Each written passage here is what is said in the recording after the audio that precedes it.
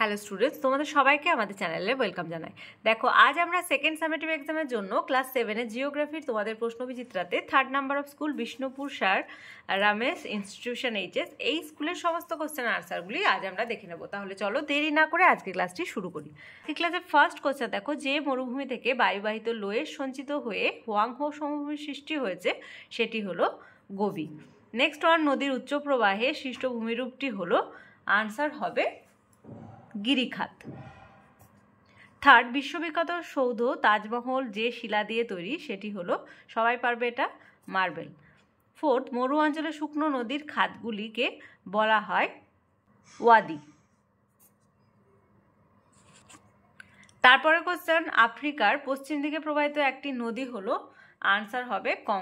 2000-এর first question, পৃথিবীর সর্বোচ্চ মালভূমির নাম কি? সর্বোচ্চ মালভূমি বলেছে, তাহলে আনসারটা হবে পামির মালভূমি। পামির মালভূমিকে পৃথিবীর ছাদও বলা হয়।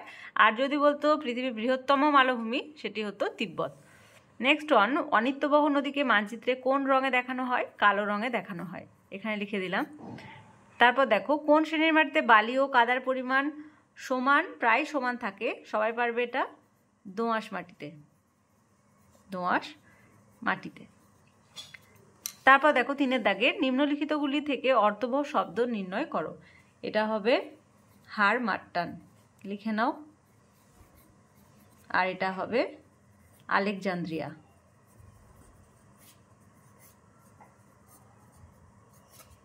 4 দাগের ফার্স্ট কোশ্চেন, নীলনদের উপর আসন বাঁধ নির্মাণের দুটি মূল উদ্দেশ্য কি ছিল? এর আনসার আমি স্ক্রিনে দিয়ে দেবো, সেখান থেকে লিখে নেবে। তারপরে কোশ্চেন, নদীর মোহনায় বদ্বীপ সৃষ্টির দুটি শর্ত উল্লেখ করো। এর আনসারও স্ক্রিনে দেওয়া থাকবে, সেখান থেকে লিখে নাও।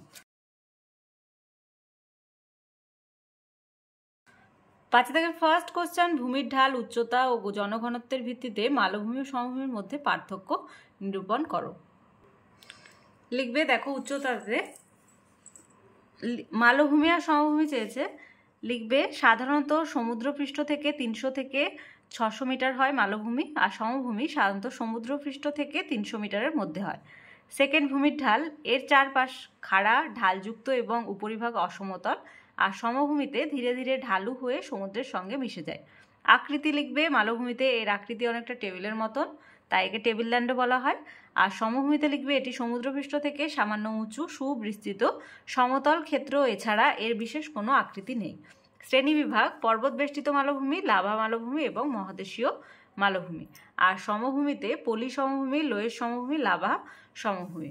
জনবসতিতে লিখবে মাঝারি ধরনের জনবসতি দেখা যায়, আর সমভূমিতে সর্বাধিক জনবসতি দেখা যায়। উদাহরণ পামির, তিব্বত, লাদাখ ইত্যাদি। আর সমভূমি গঙ্গা সমভূমি, প্রেরি অঞ্চল, চীনের হোয়াংহো নদী অববাহিকা ইত্যাদি। পরের কোশ্চেন, মাটির সৃষ্টিতে জলবায়ু ও ভূ প্রকৃতির ভূমিকা ব্যাখ্যা করো। খুব ইম্পর্টেন্ট কোশ্চেন এটা। জলবায়ু আর ভূ প্রকৃতি চেয়েছে, দেখো জলবায়ু পয়েন্ট দেবে, তারপর লিখবে জলবায়ু মাটি তৈরিতে বিশেষ ভূমিকা নেয়।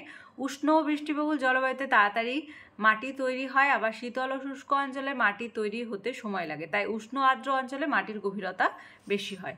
আর ভূপ্রকৃতিতে লিখবে ভূমির প্রকৃতি মাটি তৈরিতে প্রভাবিত করে, ভূমির খাড়া ঢালে মাটি তৈরির সুযোগ কম, আবার ভূমির ঢাল যেখানে কম সেখানে ধীরে ধীরে মাটির স্তর তৈরি হতে পারে। এটা তোমাদের টেক্সটে 63 পেজে রয়েছে। অথবাতে দেখো, আগ্নেয় ও পাললিক শিলার মধ্যে পার্থক্য লেখো। খুব ইম্পর্টেন্ট, স্টার দিয়ে রাখবে। আগ্নেয় শিলাতে লিখবে ভূগর্ভস্থ উত্তপ্ত গলিত পদার্থ ঠান্ডা হয়ে জমাট বেঁধে আগ্নেয় শিলার সৃষ্টি হয়, তাই এটি ভূত্বকের প্রথম পর্যায়ের বা প্রাথমিক শিলা। আর পাললিক শিলায় লিখবে ভূত্বক গঠনকারী শিলাসমূহ ক্ষয়প্রাপ্ত হয়ে সাগর মহাসাগরের তলদেশে পলির আকারে স্তরে স্তরে সঞ্চিত হয়ে ক্রমে পাললিক শিলায় পরিণত হয়, সুতরাং এটি দ্বিতীয় পর্যায়ের শিলা। কাঠিন্য পাললিক শিলার তুলনায় কঠিন, আর পাললিক শিলা 3টি শিলার মধ্যে এর কাঠিন্য সবচেয়ে কম।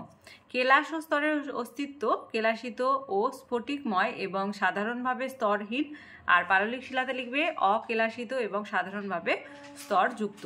জীবাশ্মের উপস্থিতি, কোনো জীবাশ্ম থাকে না, পাললিক শিলায় জীবাশ্ম থাকে বা পাওয়া যায়।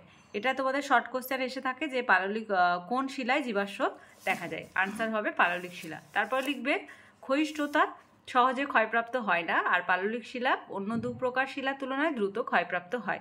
প্রবেশসত্তা এটি অপ্রবেশ্য শিলা, আর পাললিক শিলা এটি প্রবেশ্য শিলা। শিলা থেকে প্রাপ্ত দ্রব্য এই ধরনের শিলার বিভিন্ন প্রকার ধাতব খনিজ দ্রব্য যেমন আকরিক লোহা, ম্যাঙ্গানিজ, তামা, রূপো, সোনা প্রভৃতি পাওয়া যায়।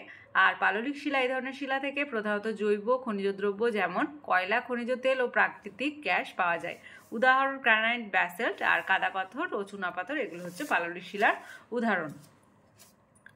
6 দাগের ফার্স্ট কোশ্চেন, আফ্রিকা মহাদেশের নিরক্ষীয় অঞ্চল ও ভূমধ্যসাগর সন্নিহিত অঞ্চলে স্বাভাবিক উদ্ভিদ কিভাবে জলবায়ু দ্বারা নিয়ন্ত্রিত হয় তা ব্যাখ্যা করো। এর অ্যান্সার আমি স্ক্রিনে দিয়ে দেবো, সেখান থেকে লিখে নাও।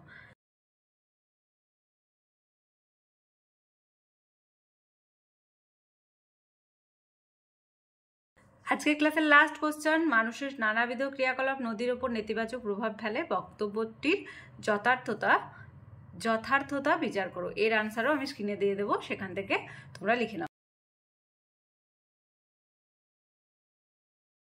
তাহলে আজকে দেখো 3rd number of school Bishnupur sir Ramesh institution HS, এই স্কুলের সমস্ত কোশ্চেনের আনসারগুলি আজ আমরা দেখে নিলাম। ক্লাসটি ভালো লেগে থাকলে অবশ্যই একটা লাইক দেবে, আর ভিডিওটি বন্ধুদের সঙ্গে অনেক অনেক অনেক বেশি করে শেয়ার করবে। আর ক্লাসে যারা প্রথমবার এসেছো তারা অবশ্যই চ্যানেলটি সাবস্ক্রাইব করে নিও এবং পাশে থাকা বেল আইকন প্রেস করে রাখবে, যাতে করে আগামী দিনের সমস্ত ভিডিও সবার আগে তোমাদের কাছে পৌঁছে যায়। তাহলে আজ এই পর্যন্তই, তোমরা সবাই ভালো থেকো। Thank you.